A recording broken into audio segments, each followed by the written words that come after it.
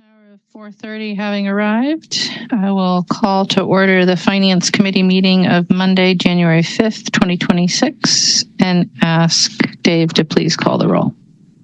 Council President Vitever. Here. Alder Revere. Here. Alder Govindarajan. Here. Alder Madison. Here. Alder Evers. Here. Alder Figueroa Cole. Here. Mary O'Corum. Thank you. All right.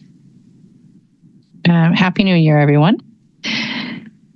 We have no registrants for general public comment. So are there any disclosures or recusals from members of the body on today's agenda? Seeing none. And that will take us to the consent agenda. Are there items that members of the body would like to have removed from the consent agenda? Alder Madison. Hi, just item 4 for questions for staff. Item 4 will be excluded. President Vitever. Item 6, please. Item 6. Are there any other items that members of the body would like to have removed from the consent agenda at this time? Seeing none, then President Vitever, a motion on items 2, 3, and 5. Move to adopt. Second. Moved and seconded to adopt the recommendations on items 2, 3, and 5. Is there any objection to recording unanimous vote in favor? Seeing no objection, we'll record unanimous votes on those items. And that will take us to item 4, which is Legistar 91026, authorizing the Madison Police Department to accept grants for training on an ongoing basis. On item 4, Alder Madison, questions? Yeah, I just wanted to, I see that it's mostly for or only for training, but I guess I wanted to just ask what's happening now versus what this changes, like what happened previous or how was it working previously? Assistant Chief Valentes here. Thank you, Alder, for the question.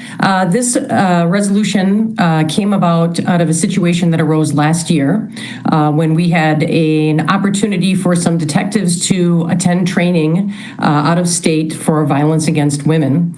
It was a scholarship that was granted to several of our detectives, but unfortunately, the late date that they made the scholarship available did not provide the amount of time to take the accepting of that money to the city council. So we had to turn down the scholarship and we missed the opportunity. So this was intended to fix that particular situation while still continuing to have oversight and transparency into some of our actions.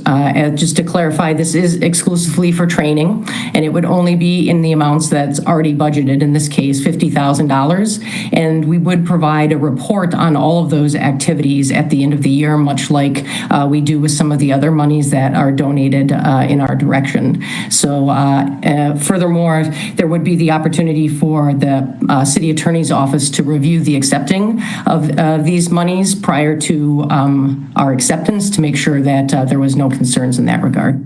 Gotcha. Thank you. And then just one more clarifying question, because it's been a long day for me and I skimmed it pretty quickly. But just to clarify on my end, it does not, so if there was a grant to create like a position, this does not include that, where, for example, let's just say the grant was for 3 years for the position, and then we will figure out how to fund that position should, it remain. This does not give you the ability to accept that without coming to council? That is correct. Okay. This is only for training. So again, to provide officers with education. Perfect. All right. Thank you. Thank you, Alder. Are there other questions on item 4? Alder Figueroa Cole? Wow, I can't even find the raise hand button. What a year already. Just to clarify, there was a question that came my way. So these type of grants will exclude matching funds, for example? Or, I mean, not excluded, but again, it cannot be over the $50,000 threshold that we currently have for the budget, and they are not meant to, like Madison was saying, they're not meant to be like a continuous budget usage, right? So it's like technically one-time use here and there when we get these grants, correct? That is correct, yes. Yeah, people were concerned that this will give you the authority to accept like grants for the COPS grant, for example. I just want to make it clear that that's not the purpose of this. Is very specific for training, and the budget is already defined as part of the budget process. So as long as people don't go over that amount, we're just allowing you to use it the way that it fits the department best. It best fits the department. All right. Thank you. Thank you, Alder. Are there any other questions? If not, then President Vitiver, a motion on item 4. Move to approve. Second.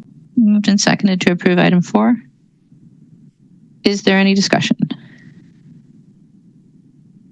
Seeing no discussion, is there any objection to recording unanimous vote in favor of item 4?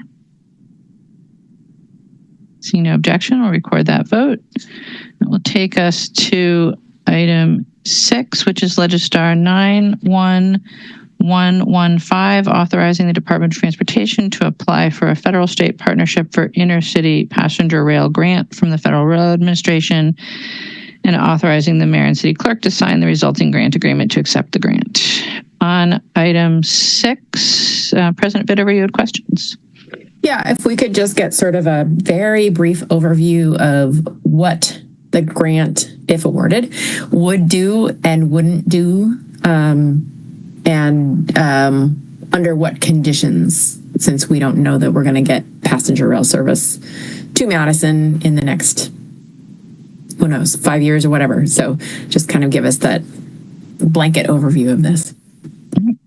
Director Spieler is here. Yes, I'd be happy to speak to that. The idea here is that what the grant would do is fund two things. The first is a set of crossing improvements at crossings we have identified. These are instances where we know that a crossing improvement would be valuable, and that's a straightforward, yes, it makes sense here. We know that gates would be valuable here.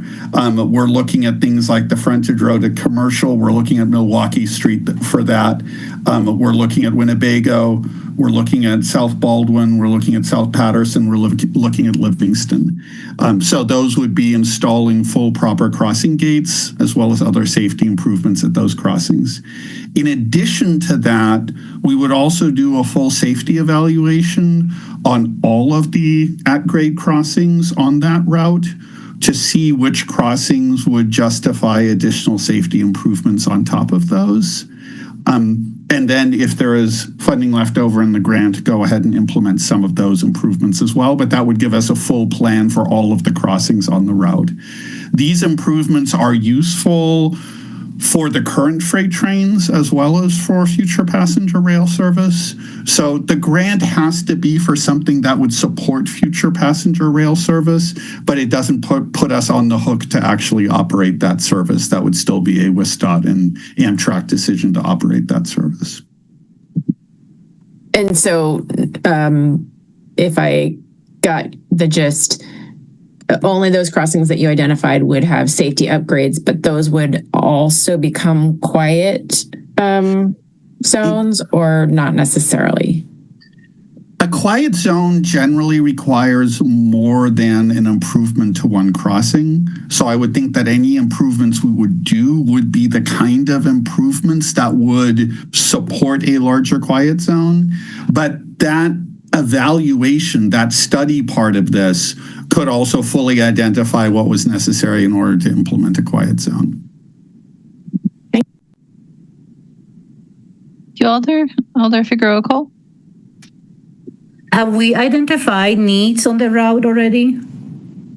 That we had maybe, a bucket list of things that need to be improved that we know of? Yeah, like I said, there's some crossings we've identified that we know need improvements. These are streets that do not currently have crossing gates that are important streets with fairly high traffic that are obvious issues. But beyond that, we would do the study to identify what the needs of the other crossings are. So is the study going to be covered with? Yeah, so the idea is, the grant funds both the first set of improvements and the study to identify further improvements. So for the people that are, like commenting that we don't know if we are going to get the access to the Amtrak services yet, why not wait? Wouldn't this money with a very small amount of matching funds will help us resolve safety issues that we will have to fix ourselves anyway with our own money instead? Is that a fair assessment of the use of these funds? Absolutely. All of these crossings already have trains running through them. All of these crossings could really benefit from safety improvements just for the current freight traffic. Regardless, I mean, I know that they mentioned the Amtrak project or whatever, but regardless of that project, we will still have to do some work on some of these crossings eventually. And this funding will accelerate or will help us cover that cost, correct? Yes, these are improvements that make sense regardless of passenger rail. Thank you. Thank you, Alder. Are there other questions on item 6? Seeing none, then President Vinover, a motion, please. Move to approve. Second. Moved and seconded to approve item 6. Is there discussion? Seeing no discussion, is there any objection to recording unanimous vote in favor of item 6? Seeing no objection, we'll record unanimous vote in favor of item 6, and that brings us to the end of our agenda. So I would entertain a motion to adjourn. Move to adjourn. Second. Moved and seconded to adjourn. Is there any objection to recording unanimous vote in favor? Seeing no objection, we stand adjourned. Thank you all. Happy 3 West Monday. See ya. Happy New Year. Have a good evening, everyone.